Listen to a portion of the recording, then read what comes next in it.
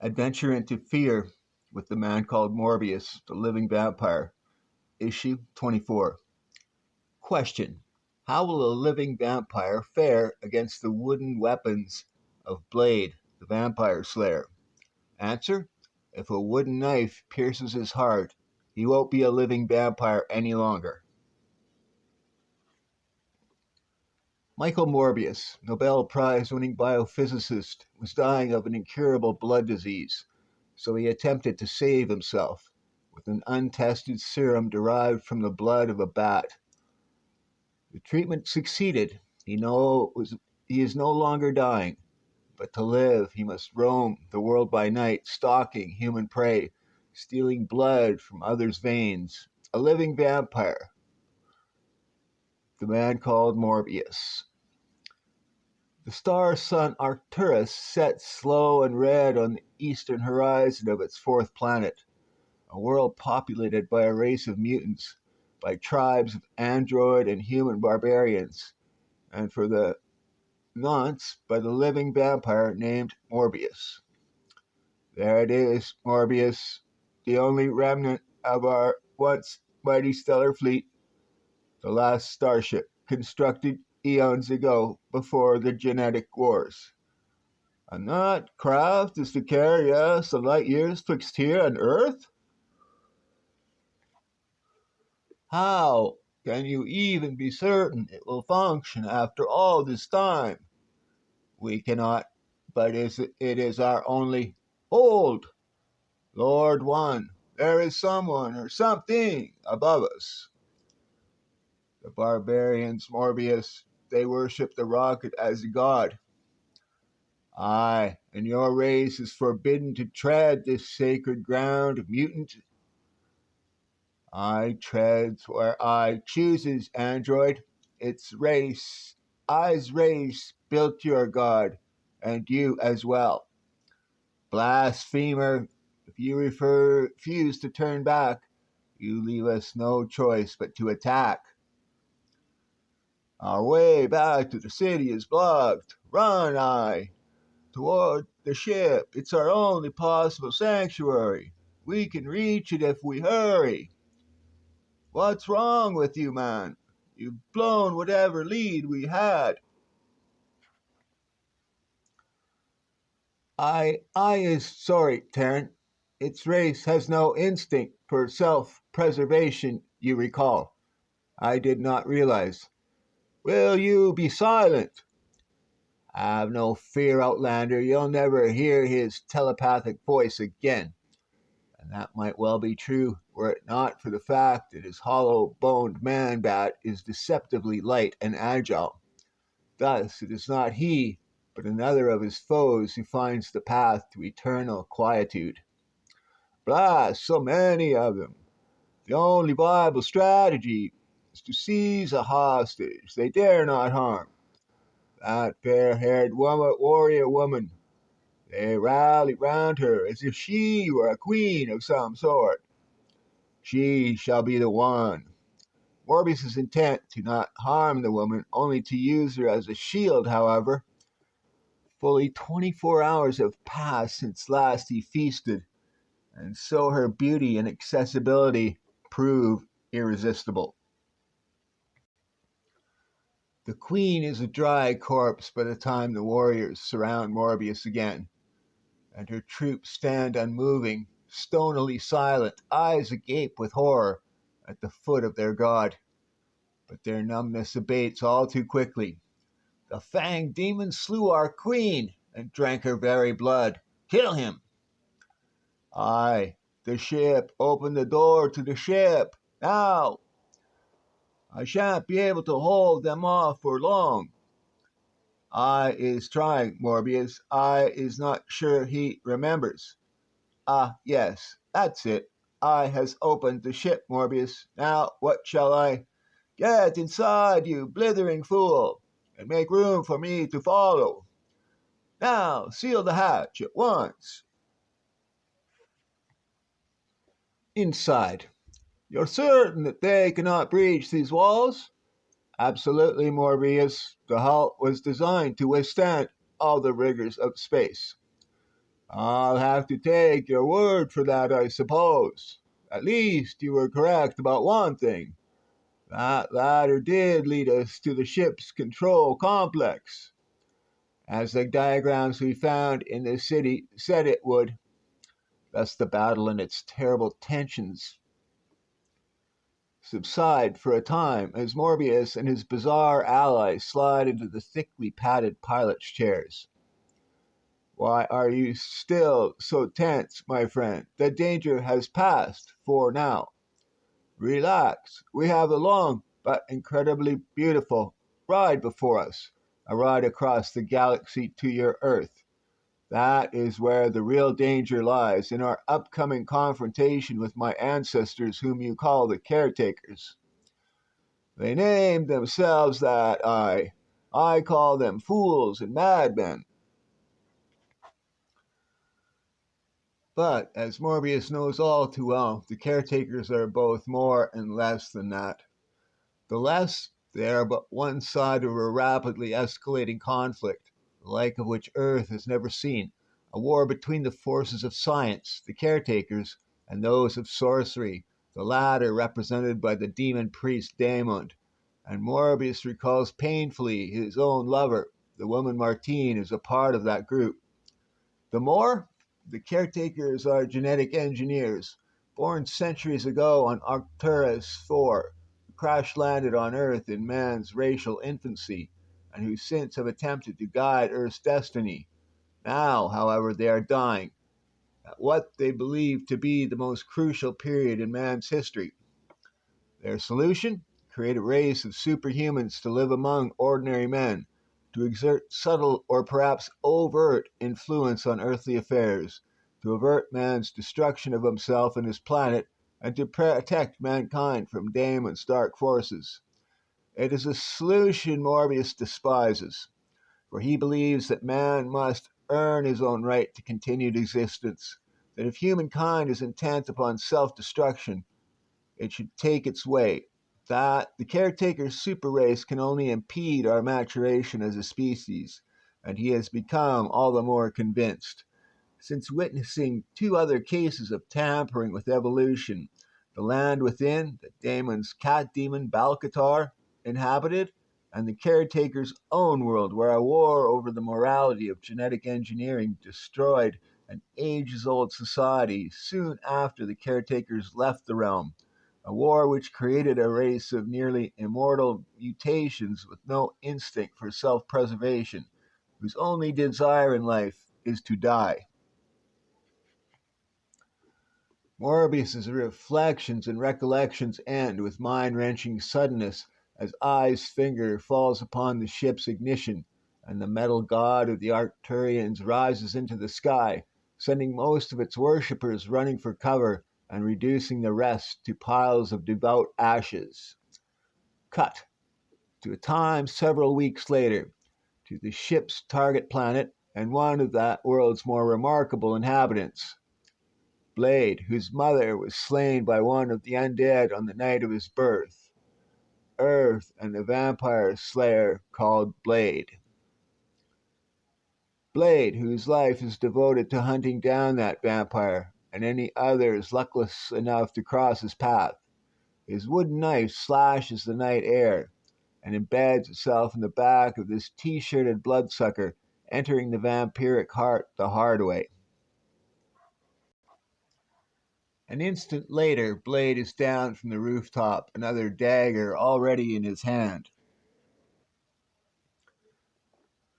Kneeling beside the slain vampire, Blade lifts high that second knife and brings it down hard, severing the neck of the fanged one, finishing the ugly work.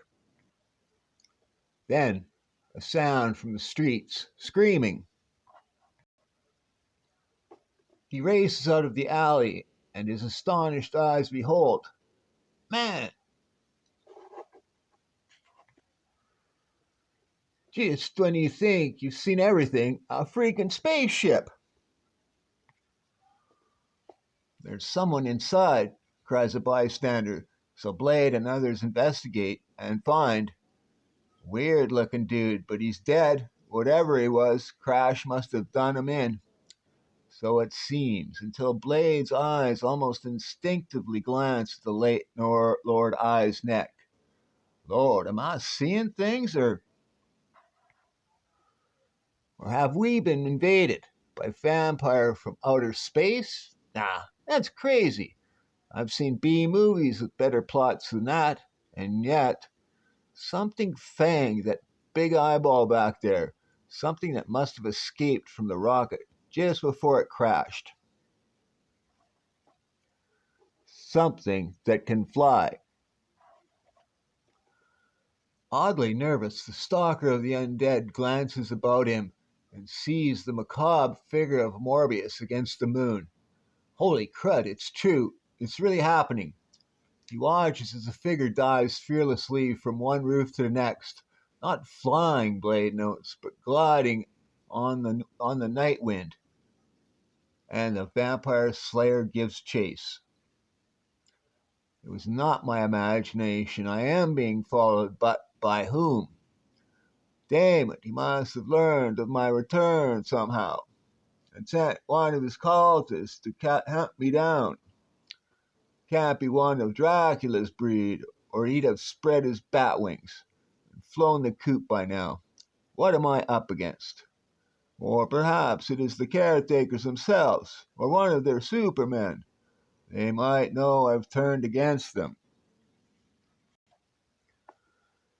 And with I dead, there's no proof of my claim that their project could destroy humanity. If only I could have controlled my bloodlust. He had to come this way. I'm sure I saw him. Maybe he ducked in here. It's as good a possibility as any. I seem to have evaded my pursuer. Blast. 4 directions he could have taken. Where? Around the corner. Hold it right there. Let me get a good look at you. Only vampires I ever met till now were from Earth. They don't grow 'em any prettier out there, do they? Ah, the vampires. He is no agent of Daemon, nor of the caretakers. He is some kind of madman. Fancies himself some sort of crusader against creatures which exist only in his warped imagination. Of course, wooden knives, like the wooden stakes that supposedly kill the vampires of legend. He's as strong as any earth vampire, that's for sure. But that outfit, that death pale skin of his, unreal. Whoever you are, whatever your lunatic purpose, I've no time for you, do you hear? I do not wish to harm you, but harm me? Man, you're talking to a cat who's tangled with Dracula and lived to tell about it, you dig? Hey, wait a minute. You speak English. And you're not from another planet. You're good old Earth vampire filth after all. And that means my dandy little daggers can kill you, can't they? He is insane, totally. He truly believes he's fought the fictional vampire Dracula, but there are many such beings on Earth, that I am one of them, insofar as Morbius knows. And he fully intends to kill me. Under other circumstances, my poor mad friend, I might be tempted to sympathize with you. I've seen cases such as yours before. I know how real your delusions must seem to you, but alas, your madness could cost me life. So I can only suggest that you seek what help you can after you awaken. Come on, Head, clear. Can't let him get away, mustn't. Bringing all his strength of will to bear, Blade struggles to his feet, resumes the chase. But the hollow-boned man-bat is already far ahead, scaling the sloping, shingled roof of the next building, and strangely, Blade finds hope in that fact. For the structure is a church, and at the apex of its roof stands a symbol that is anathema to all vampires. A daring leap, and the battle is rejoined. Sputtering curses, Morbius is brought down with Blade's full weight upon his back. Then, savagely, Blade grips Morbius's long, streaming hair, yanks back his neck, and cries, "Look!" I'll keep you here till dawn if I have to, man. With your eyes glued to that thing, you're going back to the grave. Back to the anathema to all vampires. But this one, whose curse is of scientific, not supernatural origin, Morbius tosses the startled blade off his back and over the edge of the roof. And long, painful seconds pass before the bewildered vampire slayer can pull himself up again. And when at last he does, he finds he is alone on the rooftop, with Morbius nowhere in sight. Epilogue. Blade spends the next 3 nights searching the nooks and crannies of the Midwestern city for another sign of Morbius.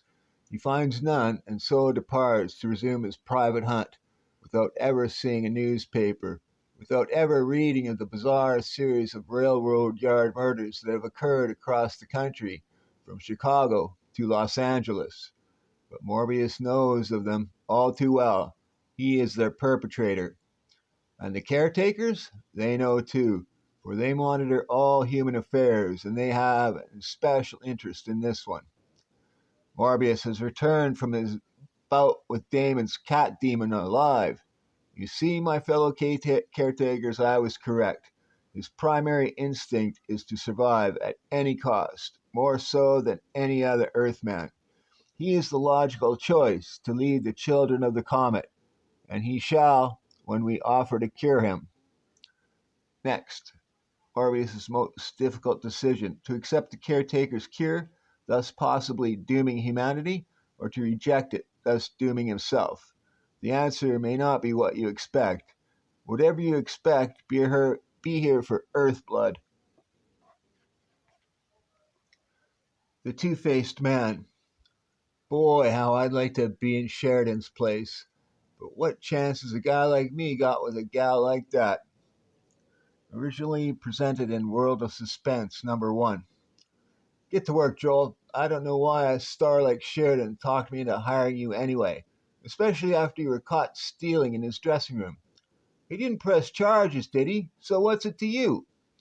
Sheridan's a chump. He believed me when I told him it was the first time and I was sorry. John Sheridan was the greatest Cyrano de Bergerac of his time, and he had played it for over 2 years. And during that time, Joel Pike had hated him for his closeness to Bella Dawn, his co-star. He's no actor. I've seen the play so many times, I know all the lines myself. I bet I could play it. Why, I could at that. We're the same build, and with that costume and wig and false nose, I could hold Bella in my arms and tell her how much I'm crazy about her. And so, a fantastic scheme was born in the mind of a vengeful man. The next day, "Hello, Joel. How are you doing, old fellow?" "I'll do all right. Now." "In the closet with you, chump. I'm going to show you how a real smart guy can act." Joel was right. With the costume and makeup, he did look exactly like John Sheridan. "Curtain time, Mr. Sheridan." "Be right there, old fellow." At last he approached the most beautiful girl on the American stage, and got away with his great impersonation. "Oh, Master Cyrano." She doesn't catch on. First chance I get, I'm going to tell her how I really feel about her. And his chance came very soon during a crowd scene. "Bella, I've got to tell you, I'm mad about you. I love you." "Oh, John, I never dreamed." "Well, it's true. Give me a kiss." "I can't. I'm in love with someone else, although he doesn't suspect. If he were only as bold as you, John, and just talk to me." "Never mind him, whoever he is. Give me a kiss." "I told you I can't. I love Joel." "You love Joel?" "Yes, the stagehand. If he asked me for a kiss, I'd give it to him gladly." "I'm Joel. Wait till I take off this false nose." But suddenly, with great dismay, Joe realized that what had been a false nose of putty had become real. His deceit and treachery had turned the tables on him, and he had lost the thing he could have had if he had been a man of honor. "What happened to me? It won't come off. I'm ruined." What was there left for Joel to do? Nothing but run off into the darkness of the alley, an alley that could either end in a dead end or to the knowledge that bad guys are chumps until they learn differently. Oh, what a chump, what a fool! The end.